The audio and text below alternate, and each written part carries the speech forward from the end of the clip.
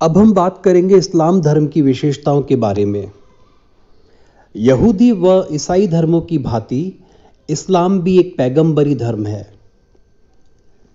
इस्लाम पलायनवादी धर्म नहीं है और विश्व के अन्य धर्म जैसे यहूदी, ईसाई, हिंदू और जैन निवृत्ति मार्ग पर बल देते हैं। ये धर्म मोक्ष प्राप्ति के लिए संसार से विरक्त होना आवश्यक बताते हैं, परंतु इस्लाम में संन्यास को कोई महत्व नहीं दिया जाता है। इस्लाम शुरू से ही समानता पर आधारित है। इसमें प्रत्येक मुसलमान स्वर्ग जाने का अधिकारी है। अतः यह स्पष्ट है कि प्रत्येक मुसलमान ऐहिक व पारलौकिक दोनों सुखों को प्राप्त कर सकता है। इस्लाम पूरी तरीके से विश्वास व श्रद्धा पर आधारित है और इसमें तर्क को बहुत ज्यादा महत्व नहीं दिया गया है। पैगंबर मोहम्मद साहब के आविर्भाव के समय अरब देश अर्ध सभ्य अवस्था से गुजर रहा था। अरब वासियों को राजनीतिक, सामाजिक तथा आर्थिक स्थिति उनकी बहुत ही दयनीय या यूं कहिए शोचनीय थी। अरब छोटे छोटे कबीलों में विभाजित था और हर कबीले के अपने अलग देवता होते थे। ये कबीले के नेता खूंखार और लड़ाकू होते थे और बहुत सारी मानवीय कमजोरियां जैसे धोखाधड़ी, कत्ल, बेईमानी, बलात्कार, मदिरापान, नारी का अपमान वहां पर आम बातें थी। कन्यावध भी वहां पर प्रचलित था। कानून और व्यवस्था नाम की वहां पर कोई वस्तु नहीं थी। वहां का सामाजिक जीवन भी उस युग में अति अविकसित था। स्त्रियों की दशा अत्यधिक दयनीय थी और उन पर नाना प्रकार के अत्याचार किए जाते थे। बहु विवाह की प्रथा वहां पर आम थी और वहां के निवासी बेसिकली खाना बदोश या जिसे हम लोग अंग्रेजी में जिप्सीज कहते हैं वो थे। अशिक्षा भी वहां पर थी और अशिक्षा होने के कारण वे लोग अंधविश्वासी भी थे। उस समय अरब की धार्मिक अवस्था नाना अंधविश्वासों से परिपूर्ण थी। अरब के लोग मूर्ति पूजक और बहुदेववादी थे। बहुदेववादी का अर्थ है बहुत सारे देवी देवताओं की उपासना करना, पूजा या उन पर विश्वास करना। जिस प्रकार हिंदू कुल देवता, ग्राम देवता आदि में विश्वास करते थे, उसी प्रकार अरब के लोगों के भी प्रत्येक कबीले का एक देवता होता था। वे वृक्ष तथा पत्थरों की भी पूजा करते थे।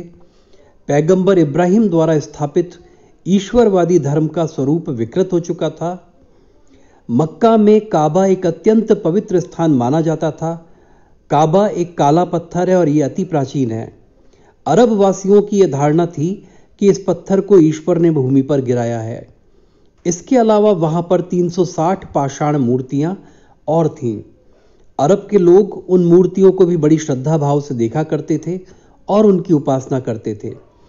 इनकी पूजा के लिए भक्त दूर दूर से आया करते थे मक्का में।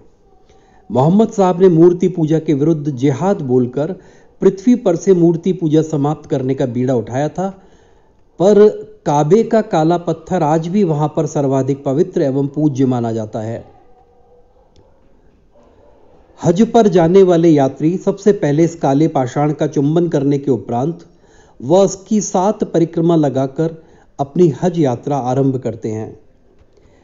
इस पत्थर की रक्षा का भार हजरत मोहम्मद के कुरैशी वंश पर ही था।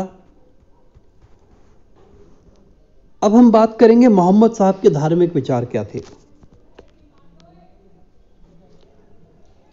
मोहम्मद साहब ने एक नवीन धर्म चलाया जो एकेश्वरवाद के सिद्धांत पर आधारित था। एकेश्वरवाद का सिद्धांत ये बताता है कि ईश्वर केवल एक ही है।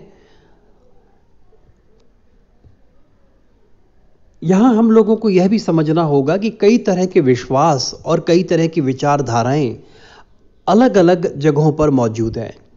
एक धारा है बहुदेववाद यानी पॉलीथीज्म। बहुदेववाद का मतलब है बहुत सारे देवी देवताओं में विश्वास करना, उनके प्रति अटूट श्रद्धा भाव रखना। एकेश्वरवाद का मतलब है केवल एक ही देवता पर विश्वास करना। तो अगर आप इस दृष्टि से देखें, इस विचारधारा से देखें आप, तो इस्लाम जो है वो बेसिकली एक ईश्वरवाद या मोनोथीस्टिक रिलीजन है। इसमें केवल एक अल्लाह में विश्वास व्यक्त करते हुए बहुदेववाद तथा मूर्ति पूजा का विरोध किया गया है। मोहम्मद साहब ने कहा है कि ईश्वर एक है, वह अविनाशी तथा अजन्मा है, वह सर्वशक्तिशाली, सर्वदृष्टा और दयालु है, और मैं उस सर्वशक्तिमान अल्लाह का पैगंबर हूँ, रिप्रेजेंटेटिव हूँ, मैसेंजर हूँ। मुझे अल्लाह ने सच्चा धर्म चलाने तथा धार्मिक अंधविश्वासों का विनाश करने हेतु ही पृथ्वी पर भेजा है। हम सब को रचने वाला केवल अल्लाह ताला है और हम सब समान तथा आपस में सब भाई हैं। मोहम्मद साहब ने दुनिया के लिए जो कुछ किया और जो कुछ कहा उसके पीछे करुणा का भाव था। वे कहते थे कि मैं लोगों को शांति, सलामती और सुरक्षा के घर की तरफ बुलाता हूं। वे इस्लाम का अर्थ ही सलामती या सुरक्षा बताते थे। उनका उपदेश था कि जब कभी किसी से मिलो तो अभिवादन में अस्सलाम अलैकुम कहो, जिसका अर्थ होता है कि ईश्वर से प्रार्थना करो कि ईश्वर तुम्हें शांति और सुरक्षा प्रदान करे। हजरत मोहम्मद कहा करते थे कि दूसरों के साथ वैसा ही व्यवहार करो जैसा तुम अपने लिए पसंद करते हो। अगर कोई तुम्हारे साथ बुरा व्यवहार करता है तो तुम उसके साथ अच्छा सलूक करो। प्रतिक्रिया यानी रिएक्शन, प्रतिशोध यानी रिवेंज और इंतकाम की भावनाओं को उन्होंने हमेशा हतोत्साहित किया। उन्होंने सभी वर्गों को एक सूत्र में बांधने का प्रयास किया।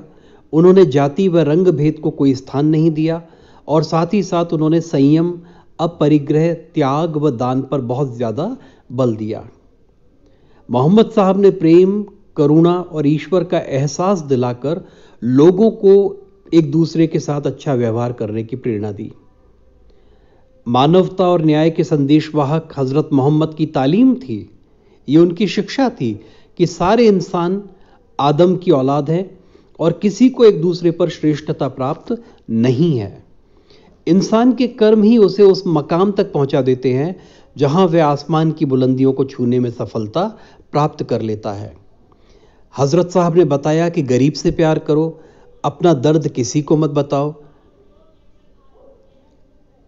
मोहम्मद साहब धर्म का प्रचार अवश्य चाहते थे, पर जबरदस्ती नहीं। इस धारणा के समर्थन में उनके चाचा अबू तालिब ने मरते दम तक इस्लाम स्वीकार नहीं किया था। कुरान में भी स्पष्ट लिखा बताया गया है कि धर्म के मामले में कोई जोर जबरदस्ती नहीं की जानी चाहिए। इस्लाम अन्य धर्मों का आदर करना सिखाता है। वे कहते हैं कि अल्लाह जो है वो नुक्ता नवाज है।